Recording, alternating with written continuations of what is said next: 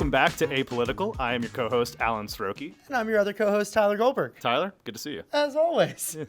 You've we have a very busy episode today, Yes, jam-packed, and we have so much to get through. So I don't want to waste time here. You've been busy recently. I have been. You wrote an op-ed for Campaigns and Elections, covering the world of digital political advertising, specifically the pitfalls that it currently faces with competitive reporting. Yeah. Right? And I guess before we get into that, if you want to just do a little level setting for the folks at home, talk about competitive. What is it? Like Tyler was saying, political competitive is a large part of what he and I do here at Assembly as part of our larger political strategy function.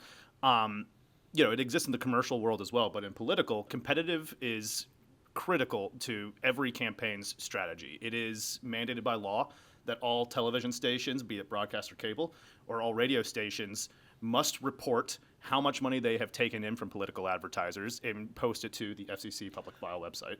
And how much each ad costs. Of course. So if I'm sitting at home and I'm watching, the Jets game last night and I see a political ad through my tiers, I can go and figure out exactly how much was spent on that ad, who funded it, the executive officers of whatever campaign or committee that funded it. Really useful information. And anyone who knows how to read those contracts and knows how to access them, you can really trace how all these campaigns, how much money they're putting into, like you said, every spot, every day part. Really, just it's a very enlightening way for campaigns and the general public as well to understand the strategies of a lot of these political operations. In our world, just straightforward, if we're working on one campaign and we are able to see what our opponents are doing in the same market, it helps inform a lot of how much money is spent on a particular campaign and where they're spending it. So for decades, it has been a critical staple to all these campaigns. But that's only for traditional television. And the big point in your article, among many, I did read it. He claims. I did read it, is how digital is just not really up at that level. Well, it goes back to these laws that are governing how sort of linear political is treated.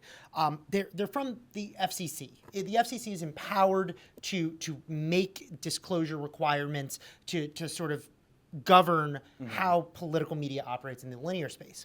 Those rules and regulations were not written for a 2024 election cycle that is going to feature $4 billion or more on digital. Yeah. And where that comes into play is, let's say when I was watching that aforementioned Jets game, if I was watching it on cable, absolutely, I could go in, see exactly how much was spent on that spot, where, who funded it, all that. Sure. But if I was watching that same spot on Hulu Live TV, which is how I watched the Jets game the other night, that does not allow me to go in and see who funded that ad. So it could be... Even though it is still... Same ad, same programming. Still running on ABC. The problem is the rules and the laws around this are governed by how you access the media, which the average voter doesn't really make that distinction. Yeah. I say I watched the Jets game, it was on ESPN. Right. Because that is the network whose, bug was on the side of the screen when I was watching. So all of this has led to this increased obfuscation of a growing portion of political ads. Right. So as I said, we're talking $4 billion in political ads that could be virtually untraceable this election cycle. And it's problematic. So, I mean... on its face, I think it's pretty clear why that would be a detriment to campaigns. Sure. And also a detriment to the voting public. Absolutely. Where most voters are going to be watching ads that are served to them, and they really have, and this is a subject we've touched on before on this show, they have no idea where the sources of funding is coming from. And this is a really big issue in digital. Go a little bit more, though. Tell me exactly...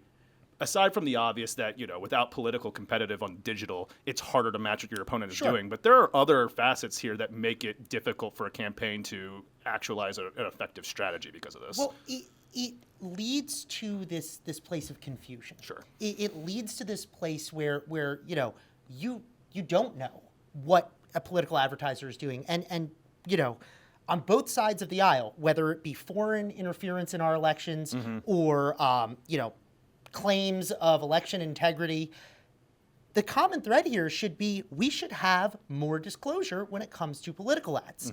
And the problem is the precedent's already been set. So recently the FCC proposed and is adopting rules governing AI usage in political ads. And I think that's really important, that it has to be disclosed if you used AI generated images, videos, sounds, whatever in political ads. Very important. I'm no legal expert, but that sounds like it's a pretty good. It is good, I think. I think it's a net positive for democracy. Sure. The problem is because the FCC has already established the precedent of not governing digital political ads, those AI restrictions, which again are good and useful, do not apply to digital political ads.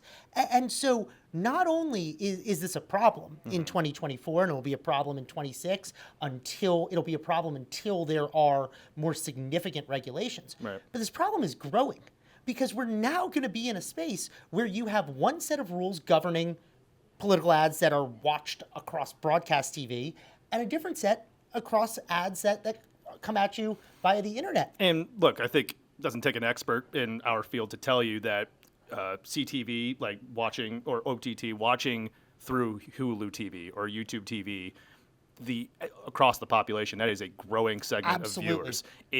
We're fast approaching the point where it's going to be the vast majority of the country is going to be watching TV that way.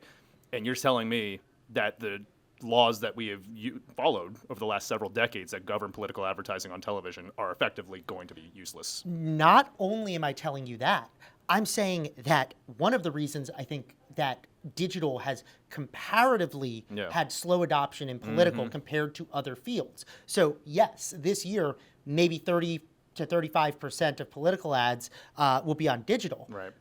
But look at other industries. Other than Tom Selleck and his reverse mortgage commercials, I don't know other industries that are having 60 to 65% of their spend be on linear TV. I think a lot of people in the past would say that, well, the voting public, it tends to be older. Sure. And the older audiences continue to watch television like traditional cable boxes. They like, your little rabbit ears for your broadcast television. That was probably true in 2012 and 2016 to an extent.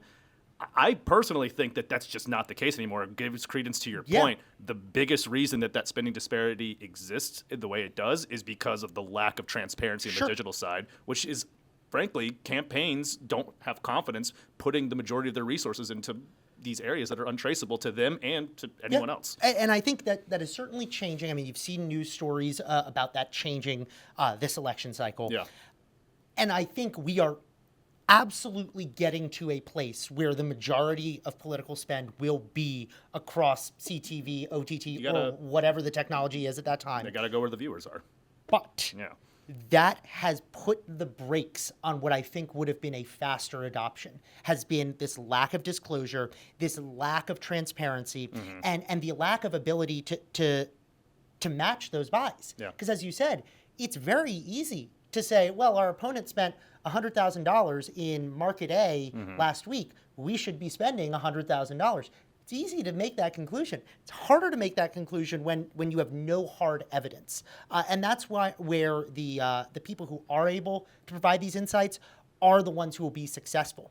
And that's why I think it behooves platforms of all sizes across all media types to publicly disclose every political dollar that is spent on them. And, we've seen that. There are platforms. It's a whole other episode for my complaints on those platforms and the way that they do that. There are certainly areas they could be doing it better. But the platforms that make that decision, that make that leap, are the ones that are going to be successful in pulling in more and more political spend. Again, this cycle, next cycle, and beyond, until there are regulations, which I absolutely think are going to happen.